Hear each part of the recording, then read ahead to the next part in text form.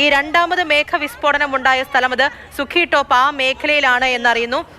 നമ്മൾ ഈ പറഞ്ഞ രീതിയിൽ തന്നെയാണ്, തൊട്ടടുത്ത ജനവാസ മേഖലയൊക്കെ ഉള്ളിടമായിരിക്കുമല്ലോ. ഇപ്പോൾ ഈ കണ്ടതുപോലെ തന്നെ ആ മേഘവിസ്ഫോടനം ഉണ്ടാകുന്നു. പ്രളയജലം സ്വാഭാവികമായിട്ടും ജനവാസ മേഖലയിൽ എത്താനുള്ള ഒരു സാധ്യതയുണ്ടോ? ആ ഒരു പ്രകൃതി, ആ ഒരു ഭൂപ്രകൃതിയൊക്കെ എങ്ങനെയാണ് രണ്ടാമത് മേഘവിസ്ഫോടനം ഉണ്ടായ ആ സ്ഥലത്ത്?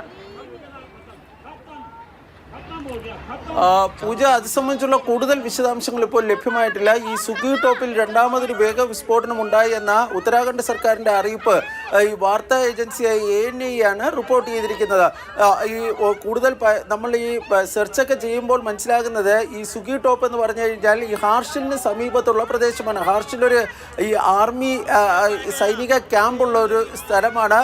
പക്ഷേ അവിടങ്ങളിൽ ജനവാസ കേന്ദ്രങ്ങളിലേക്കാണോ ഇതിൻ്റെ ഒരു ഈ ജലം അല്ലെങ്കിൽ ഈ ചെളിയും മറ്റും ഇരച്ചു വരുന്നത് എന്ന കാര്യത്തിൽ ഒരു വ്യക്തത ഇതുവരെയും ഉണ്ടായിട്ടില്ല.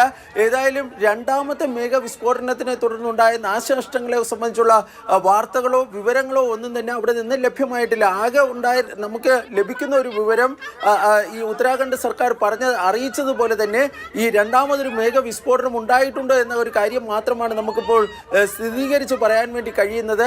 ഏതായാലും ഒരു ആശങ്കപ്പെടുത്തുന്ന ഒരു സാഹചര്യം അവിടെ ഉണ്ട്. ഏറ്റവും പ്രധാനപ്പെട്ട കാര്യം ഈ രക്ഷാപ്രവർത്തനത്തിന് വെല്ലുവിളിയായി മാറുന്നത് അവിടുത്തെ മോശം കാലാവസ്ഥയാണ്. മഴ ഇപ്പോഴും ആ പ്രദേശങ്ങളിൽ ഉണ്ട് എന്നാണ് ലഭിക്കുന്ന വിവരം. ഇതിനു പുറമെ ഇരുട്ട് വീഴുന്ന ഒരു സാഹചര്യത്തിലേക്ക്, അതായത് രാത്രിയാകാറായി ഏതാണ്ട് അടുത്തൊരു 1-1.5 മണിക്കൂറിനോ ശേഷം സൂര്യൻ അസ്തമിക്കും. തുടർന്ന് ഇരുട്ട് പൂർണ്ണമായും വീഴുന്ന ഒരു സാഹചര്യം ഉണ്ടാകും. അങ്ങനെ വരികയാണെങ്കിൽ ഈ രക്ഷാപ്രവർത്തനം അതീവ ദുഷ്കരമാകുന്ന ഒരു സാഹചര്യത്തിലേക്ക് പോകാനാണ് സാധ്യത. അതാണ് യഥാർത്ഥത്തിൽ സർക്കാരുകളെ ഏറ്റവും അധികം ആശങ്കപ്പെടുത്തുന്ന ഒരു കാര്യം. കാരണം നമുക്കറിയാം, അവിടുത്തെ ടെറൈനിൽ കറണ്ട് കൂടി ഇല്ലാത്തൊരു സാഹചര്യത്തിൽ രക്ഷാപ്രവർത്തനം എന്ന് പറഞ്ഞു കഴിഞ്ഞാൽ അത് മുന്നോട്ട് കൊണ്ടുപോകുന്നതിന് ചില ഈ ബുദ്ധിമുട്ടുകൾ നേരിടാനുള്ള സാഹചര്യമാണുള്ളത്.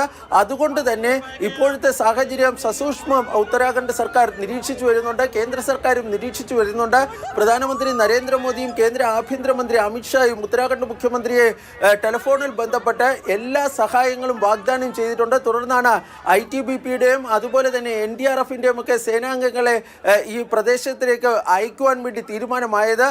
ഉത്തരാഖണ്ഡ് സർക്കാരും സാധ്യമായ എല്ലാ രക്ഷാപ്രവർത്തന നടപടികളും സ്വീകരിച്ചു വരുന്നതായാണ് ഉത്തരാഖണ്ഡ് മുഖ്യമന്ത്രി പുഷ്കർ സിംഗ് ധാമിയും അറിയിച്ചിരിക്കുന്നത്. പക്ഷേ മോശം കാലാവസ്ഥയും അതുപോലെ തന്നെ ഈ സൂര്യൻ അസ്തമിക്കാൻ പോകുന്ന ഒരു സാഹചര്യം, അതാണ് ഏറ്റവും പ്രധാനമായും ഈ രക്ഷാപ്രവർത്തനത്തിന്, രക്ഷാദൗത്യത്തിന് വലിയ വെല്ലുവിളിയാകുന്ന രണ്ട് കാര്യങ്ങൾ. അതിനെ എത്രത്തോളം, കാരണം സൂര്യൻ അസ്തമിക്കുന്നതിന് മുമ്പ് തന്നെ പരമാവധി ആൾക്കാരെ, ഈ അപകടത്തിൽപ്പെട്ടവരെ രക്ഷിക്കുന്നതിനുള്ള ഒരു പ്രവർത്തനത്തിലേക്കാണ് ഇപ്പോൾ സൈന്യവും അതുപോലെ കരസേനയും അതുപോലെ NDRFും SDRFും ITBPയും അടങ്ങുന്ന രക്ഷാപ്രവർത്തകർ സ്വീകരിച്ചു വരുന്നത്.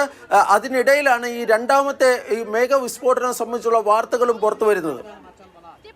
ആശങ്കപ്പെടുത്തുന്ന വിവരങ്ങളാണ്. രണ്ടാമതും ഒരു മേഘവിസ്ഫോടനം ഉണ്ടായിരിക്കുന്നു എന്നുള്ള വിവരങ്ങളാണ് പുറത്തുവരുന്നത്. ഹാർഷിലിനടുത്തായിട്ട് സുഖി ടോപ്പിലായിട്ടാണ് രണ്ടാമത് മേഘവിസ്ഫോടനം ഉണ്ടായിരിക്കും. പക്ഷെ അതിന്റെ ആഘാതം എത്രത്തോളം ഉണ്ട് എന്നതിനെ സംബന്ധിച്ചുള്ള വിവരങ്ങൾ ഈ നിമിഷവും പുറത്തു വന്നിട്ടില്ല എന്നുള്ളതാണ്. ധാരാളിയിൽ രക്ഷാപ്രവർത്തനം ഇപ്പോഴും പുരോഗമിക്കുകയാണ്. പക്ഷെ ആശങ്ക കൂട്ടുന്നത് അവിടുത്തെ പ്രതികൂലമായ കാലാവസ്ഥ തന്നെയാണ്. സമയം വൈകുന്നുണ്ട്. രക്ഷാപ്രവർത്തനം അവിടെ പുരോഗമിക്കുന്നുണ്ട്. ദുർഘടമായ സാഹചര്യത്തിലാണ് എങ്കിൽ പോലും ഉത്തരകാശി ജില്ലയിലെ ധാരാളി ഗ്രാമത്തിൽ ഉച്ചയ്ക്ക് 1:45 കൂടിയാണ് ഇങ്ങനെയൊരു മേഘവിസ്ഫോടനം ഉണ്ടാകുന്നതും ആ ആഘാതം വലുതാവുകയും ചെയ്യുന്നത്.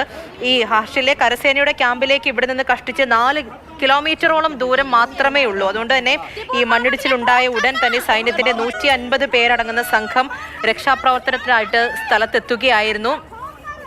മുഖ്യമന്ത്രി പുഷ്കർ സിംഗ് ധാമിയുടെ വാക്കുകളൊക്കെ നമ്മൾ കേട്ടതാണ്.